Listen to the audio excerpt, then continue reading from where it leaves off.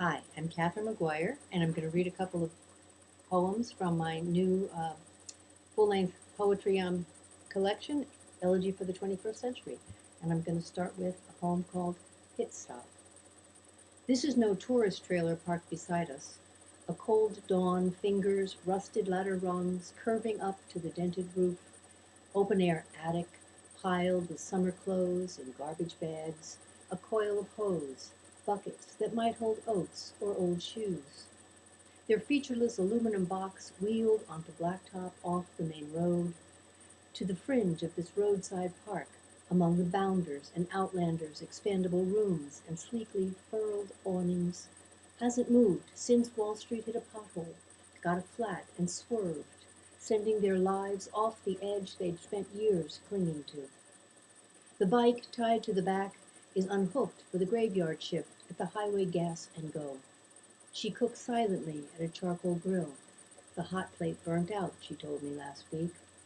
The white poly deck chairs and TV trays create the dining room that doesn't fit inside. They eat with their backs to the rest of us. She's slim, he's hefty, with long gray-streaked hair. They don't socialize, don't use the concrete clubhouse or showers, or play bingo or cards.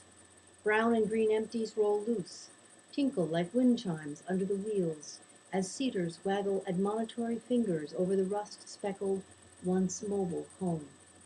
I hear them inside, though. Morning is just another excuse to drink. Noon, a rendezvous with Oprah. Evening, a cold bike ride to the edge of the interstate, which is endlessly leaving them behind. Obviously, this book is social commentary, and I'm going to switch to a little more lighthearted poem called Nonsensical. I'm praying for the Zen view. I'm desperately sick of Mad Hatters and revolutionary tea parties and days churned with rational blindness like planning McDonald's bomb shelters. I haven't time to sit until my mind warps around creation and finds serenity quivering in its cell. I need a portizen, a path that zips like people movers, rushing to the travelers to their delayed flames. I need a cosmic superglue to jam those fragments of meaning back into something my great aunt would be proud to display. I believe we should do with less. That's what we'll be getting anyway. I believe we should learn to slow down, but that class meets on my busy Tuesday. So I'm praying for Zen, a flash of enlightenment before the final flash. And I'm going to switch over to my other poem book called Palimpsests, which is produced by Uttered Chaos Press and is a series of mythologically based poems. This first one's called Icarus Meets Hades. I was born inside the maze, born there, ensnared by parents' wild hope. That snake pit of dead ends, blind curves, was created by my father, more fool he. Impossible to navigate or climb, I ached to see beyond, to glimpse far-off voices. Anything to escape days curling back on themselves, the hollow ricochet of sniping taunts and jibes. Overhead, a cerulean ribbon, the slit between walls, where jolts of birds appeared and vanished like hope, pursuing their carefree trajectories with the arrogance of gods. I caught one once, pulled every feather. First I broke its neck. How dare it fly? Finally a madness, a vicious waxwing hope that lifted me into the pitiless sky. How could I know it exploded in all directions? Raw space, a whirlpool of colors blinded me. Chaos. Nothing to wall my eye from infinity, like a breath exhaled and nothing to draw back in.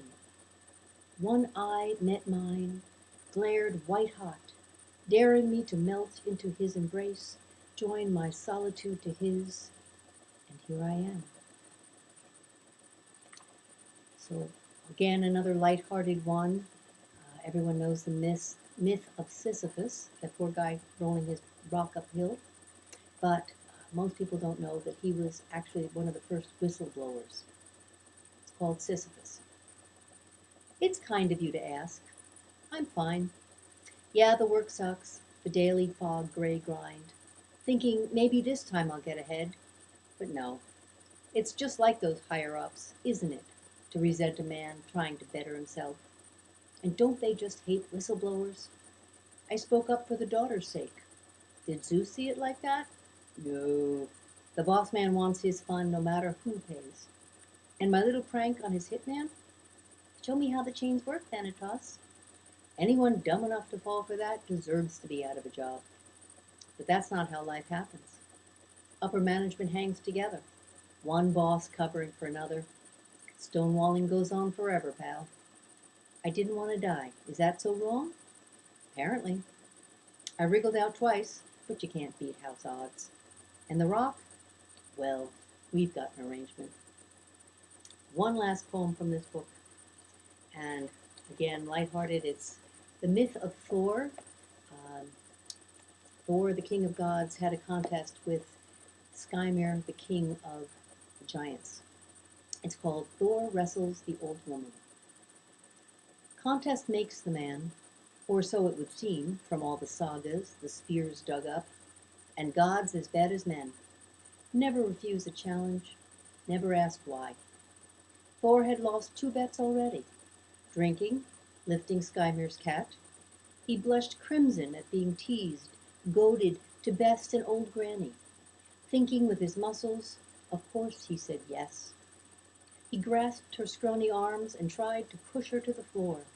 The more he fought, the more implacable her strength became. At last, breathless, he bent his knee. King of gods, vanquished by a sucker bet. Any carny will tell you, never plunk your money down on best of 3 throws. He'd tried to drink the ocean, tried to lift the earth. He'd wrestled with old age, and lost. We inherit his divine hubris, take each day's sucker bet, kneel, and take the next day on.